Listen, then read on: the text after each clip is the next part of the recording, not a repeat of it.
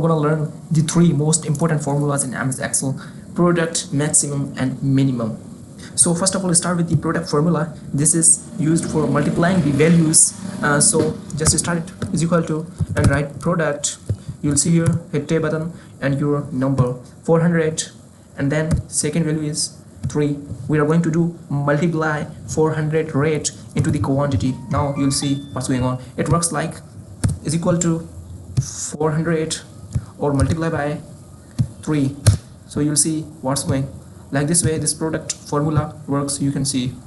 Okay, another value is, you can see here are multiple values. Wants to know which is the biggest value in this red column. So what to do, just come over here and use the maximum formula, as I'm gonna use max. Hit tab button and then select your values. In the selection range you'll see the biggest value in this. You'll see this is 400.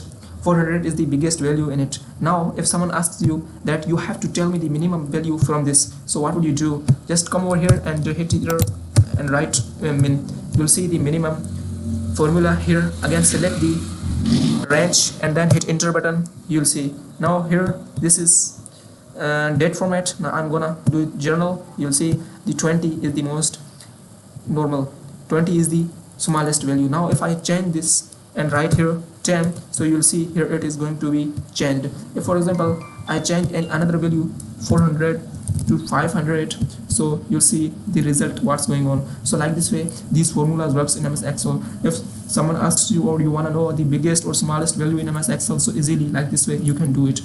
Okay, so please subscribe the channel for more videos like this.